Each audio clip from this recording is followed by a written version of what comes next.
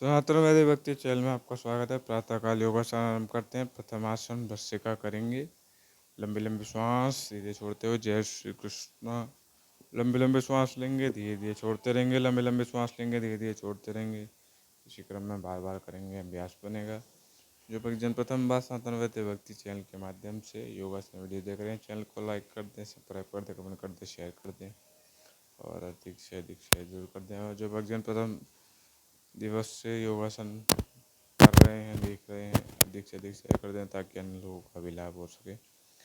इसी क्रम में लंबे लंबे श्वास लेते रहेंगे, धीरे धीरे छोड़ते रहेंगे, पीठ को सीधा रखते हुए। इसी क्रम में करते रहेंगे तो आपको लाभ ही लाभ होगा। इस आसन करने से फेफड़े मजबूत होंगे, श्वसन तंत्र मजबूत होगा, पाचन तंत्र मजबूत होगा, शरीर में रक्त संचार ठीक प्रकार से होने लगेगा और अन्य यदि लाभ है इस आसन करने के प्रतिदिन आप करते रहेंगे तो आपको लाभ ही लाभ होगा। इसी क्रम में करते जाएंगे तो अभ्यास बनता जाएगा। पीठ को सीधा रखते हुए करते जाएंगे प्रतिदिन। इसी क्रम में करने से ही लाभ होगा आपको। धीरे धीरे करते जाएंगे तो अभ्यास बनता जाएगा। प्रतिदिन करेंगे। योगासन में केवल 4 दिवस ही शेष रह गए हैं। प्रतिदिन करिए योगासन वाले दिन, योग दिवस वाले दिन सभी परिवारजन के साथ करिए तो अति उत्तम है। लोगों में जागरूकता भी बढ़ेगी योग के प्रति। इसी प्रकार करते जाएंगे तो आपको लाभ ही लाभ होगा। लंबी लंबी श्वास लेते रहिए, धीरे छोड़ते रहिए। इससे श्वास पूरी तरह से आप ले पाएंगे। फेफड़ों में पूरी तरह श्वास जाती रहेगी, अवरोध जो है वो भी दूर होगा। लंबी लंबी श्वास लेते रहेंगे, धीरे धीरे छोड़ते रहेंगे। उसके बाद कपाल भारती करेंगे। पैरों को ऊपर रख के कर सकते हैं, नीचे रख कर कर सकते हैं। कपाल भारती। मुख का तेज इससे बढ़ेगा आपका, कपाल यानी ललाट। तो इस आसन को छोटी छोटी सांस लेनी है, धीरे धीरे छोड़ देना है। छोटी छोटी सांस लेंगे, धीरे धीरे छोड़ देंगे। इस आसन को करने से फेफड़े मजबूत होंगे, श्वसन तंत्र मजबूत होगा, पाचन तंत्र मजबूत होगा, रक्त संचार बेहतर होगा, मधुमेह जैसे रोग कम होंगे, सिर दर्द कम होगा। प्रतिदिन इसी प्रकार मध्यम मध्यम गति से करेंगे और मुख का तेज, लाट का तेज भी बढ़ेगा आपका। इसी क्रम में करते जाएंगे प्रतिदिन। छोटी छोटी सांस धीरे धीरे छोड़ते हुए सभी अपनी क्षमता अनुसार करेंगे। उसके बाद अनुलोम विलोम करेंगे। दाएं श्वासनिका से लेकर बाएं से छोड़ देंगे, बाएं से लेकर दाएं से छोड़ देंगे।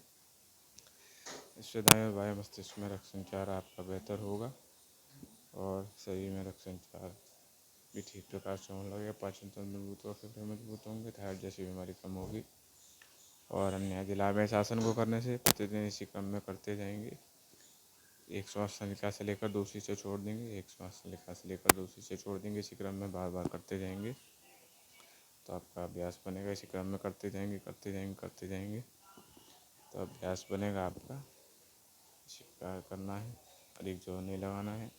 प्रतिदिन करेंगे, अभ्यास बनेगा आपका। एक श्वास नलिका से लेकर दूसरी से छोड़ देंगे। पीठ को सीधा रखेंगे, झुकाना नहीं है। इसी क्रम में करते जाएंगे। सभी अपनी क्षमता अनुसार प्रतिदिन करेंगे तो और अधिक करने की क्षमता भी आपकी बनती जाएगी। उसके बाद लंबी श्वास लेकर मूलाधार चक्र का ध्यान करेंगे। पीठ को सीधा रखते हुए सभी विचारों को त्यागते हुए और ओम की ध्वनि का उच्चारण करेंगे।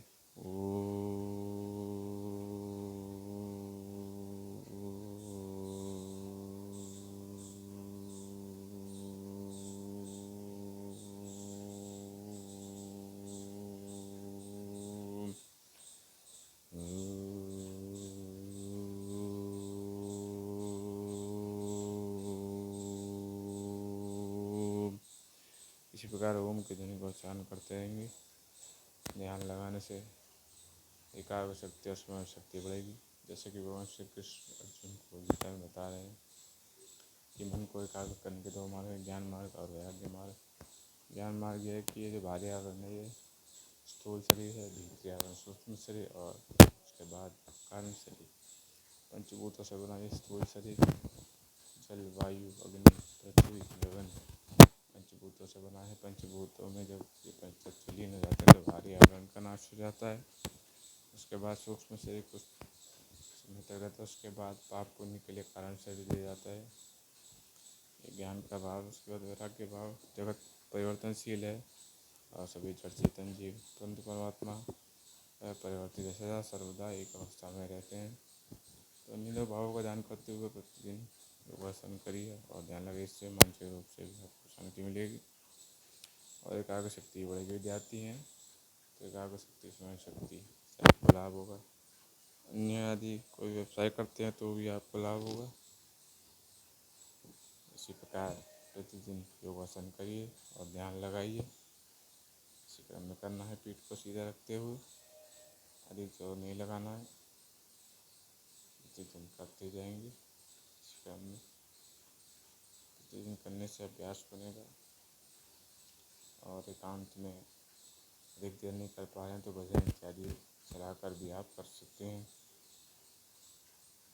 और अन्य किसी साथी के साथ भी कर सकते हैं, समूह में कर सकते हैं, परंतु प्रतिदिन करना अति आवश्यक है। यही मुख्य उद्देश्य होना चाहिए, प्रतिदिन योगासन।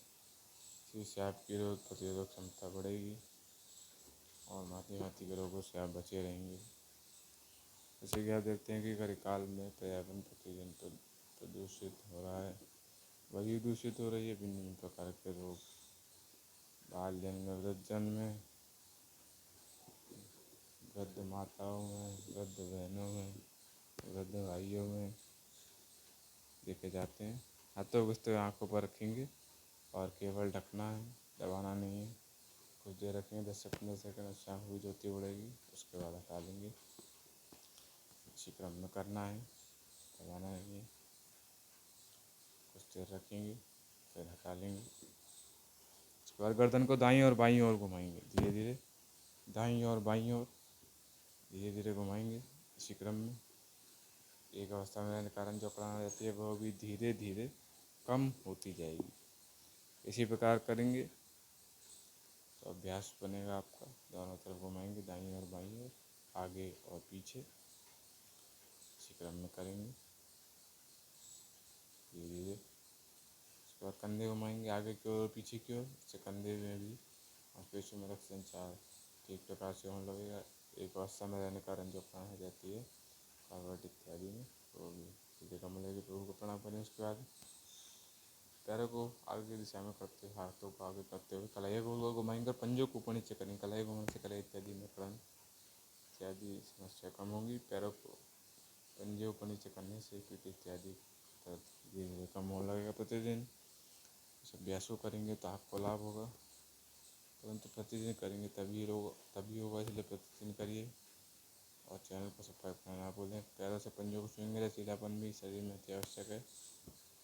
उसके बाद पीठ के बल लेट कर पवन मुक्तान आसन करेंगे। पैरों को मिलाते हुए, छाती को मिलाते हुए, हाथों से पैरों को दबाते हुए नासिका को घुटनों तक लेके जाना है और कुछ क्षण रोकना है। इससे करने से आप पवन संबंधी रोगों से मुक्त रहेंगे, गैस, एसिडिटी इत्यादि।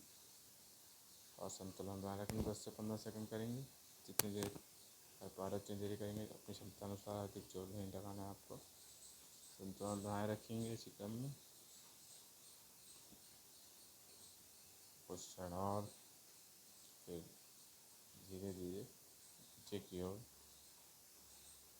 जाएंगे। दबेंगे, फिर पुनः से उठाएंगे। धीरे धीरे नासिका को घुटनों तक ले आएंगे। कुछ क्षण फिर रोकेंगे, फिर धीरे धीरे नीचे की ओर जाएंगे। धीरे धीरे नीचे की ओर जाएंगे।